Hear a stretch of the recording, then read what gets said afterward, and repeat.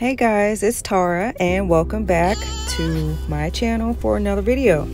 So I was just thinking, so I'm just gonna get right into it, but I was just thinking on my channel, I started this page last year and then I did a couple videos and I just it wasn't going in the direction that I wanted. So I deleted all of those and I'm just now starting back into recording.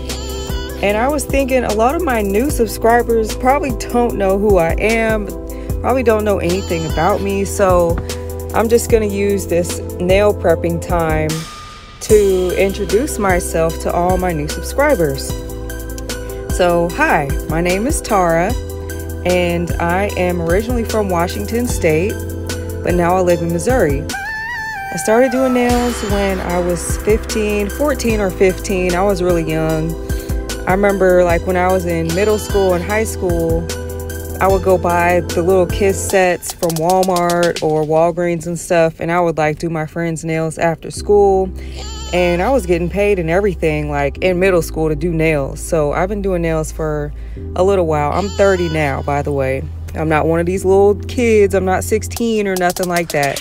We adults over here, okay? We grown over here, okay? So anyways, the reason I started doing nails was because whenever I would go to the salons to get them done, they would be moving so fast and talking and laughing and stuff. But, you know, I would get home and I would notice like the sides of my nail. My nails are super curved, super C-curved and round and wide. Kind of like my sister's nails in the video here. Our nails are just we have wide nail beds. But so I would get home and like the sides of them wouldn't be polished. You know, and they would be sitting at an angle, so every single nail would not have polish on the same side. And it's like I would just have to take the polish off and just repolish it myself. And you know, eventually, like when I would be going to the get my nails done and stuff, I would be going with my mom, of course, because I was a child. But you know, my mom would kind of ask them stuff like, you know, what kind of brush is this? And you know, it never clumps up, or you know, we would just ask them things to get little tips on, you know, and they would be helpful, but we would just ask them stuff to get tips on like how to start doing it ourselves, because y'all be messing it up almost every time. But so that's how I pretty much started getting in. That's why I started doing my own nails, because I gotta go home and fix it every time anyways. Or you know, back then we ain't have gel polish, you know, we had regular polish. So by the time you get home, it's an hour later, and if you bump it, that's it. You got to go back the next day and get that nail repolished. So, thank the Lord for gel polish. Thank you. Thank you. Thank you, because gel polish has changed my life. But yeah, and then after that, let me see. I have not got my nails done, by a salon. I won't say professionally, because just because you got your little nail tech license don't make you a professional. But, I haven't got my nails done in a salon maybe in 5 years. Yeah, like 5 years. Just because it was a waste of money.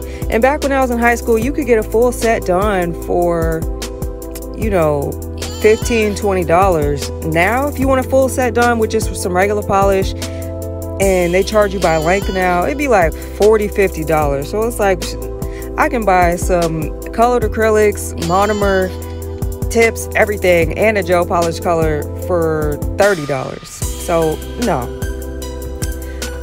But yeah, that's like kind of how I started doing nails and why I started doing nails. And the reason I got onto YouTube was because, you know, every time I do a new set, every day I go somewhere, somebody's like, oh, I love your nails. Where'd you get them done at? And I'm like, I do my own nails. I don't get my nails done nowhere. Nobody doing this.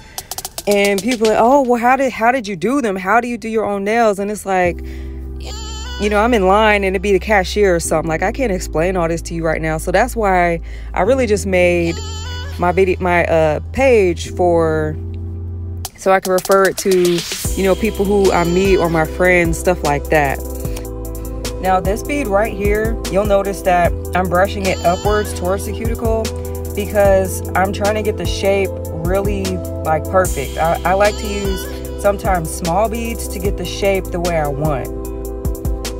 You know, because you don't want to do your own nails and then go somewhere and they go, oh, I like your nails. Did you do those yourself? If someone asks me if I did my nails myself, they're assuming that it was not professionally done. That means it's not clean cut. It ain't it. So if someone asks me, did I do my nails myself? Oh, I'm taking them off that same day, or taking the polish off and just re-looking over every aspect of them to see what about it looks like I did it myself. And there's nothing wrong with it looking like you did it yourself, but there's just a level of neatness to where it's not clean cut. It's not professional looking. So if someone ever says to me, oh, I love your nails, did you do those? No, we taking them off that same day, okay? Yeah, that means that ain't it, honey. It's not there. It wasn't the shape for them.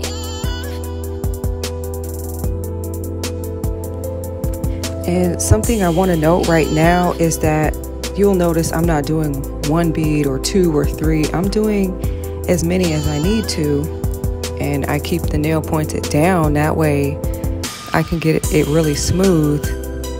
And I'm basically doing the shaping right now, so that way I don't have to worry about doing too much finish filing after, because I already did the acrylic really close to the final shape.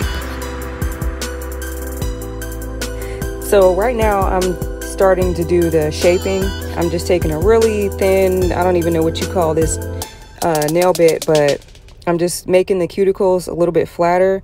I didn't make the cuticles super thick anyways, but I just want them to be a little more flush with her skin at the nail bed. So I'm just doing that on all the nails. You can use just a regular thicker file to do it, but I like using this skinny one. And in the beginning before I even started the video, I did push back all her cuticles, and I used this same nail bit or drill bit to remove the excess dead cuticle skin from off of her nails. I just didn't record that part because I like to get really, really close, and you wouldn't have been able to see it on camera anyway.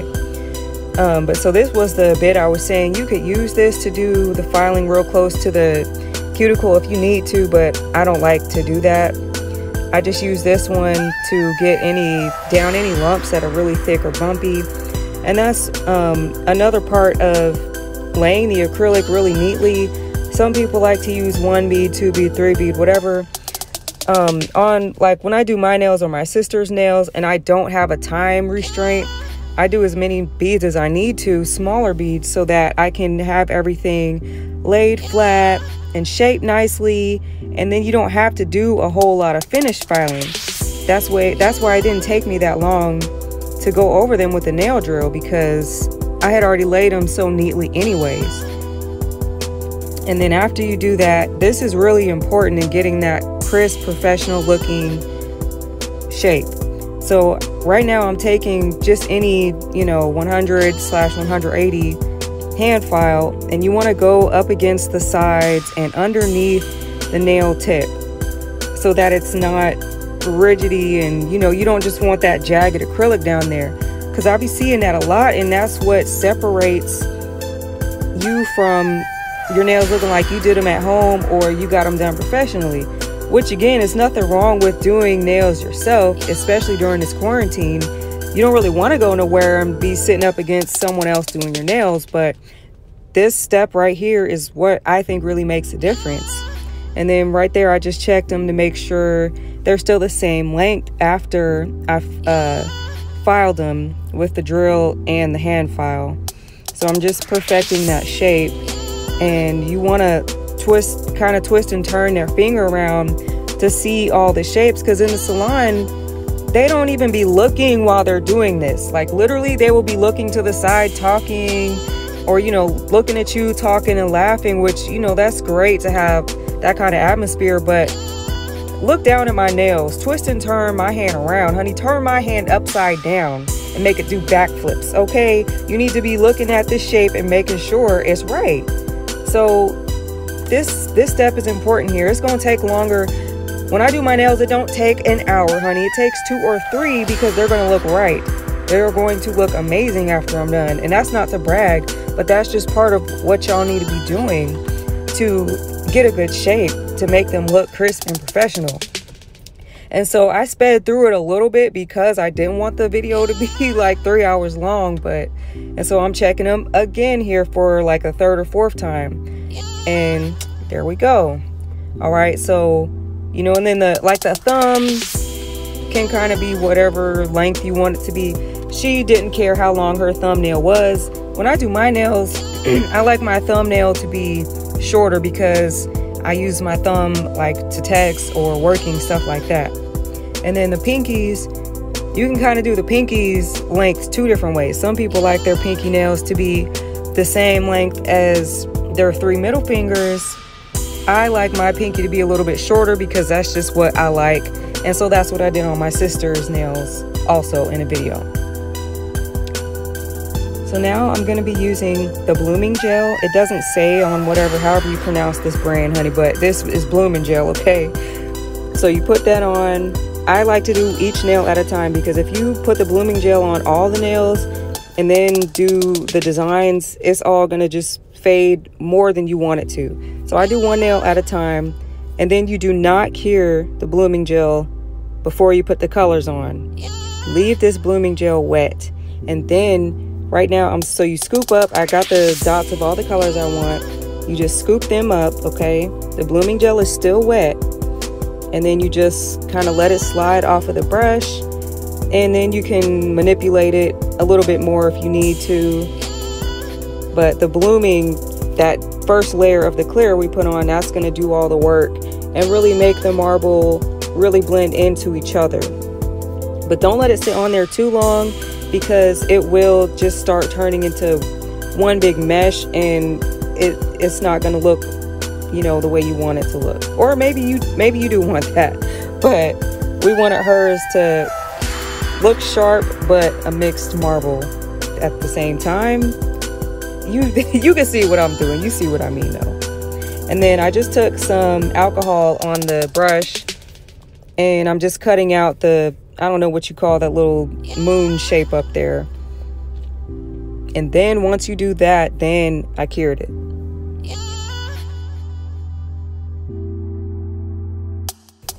And you'll notice on the pinky finger, that one was already done. We did that one first just as a test to see how marbled we wanted it to look. And then we decided to do that little cutout piece at the top. And I took my thin detailing brush and went over that trim in black, just to give it like a thick black outline. And so I just did that on all the nails. And then, well, actually I did the black line after I had already cured the marbled colors.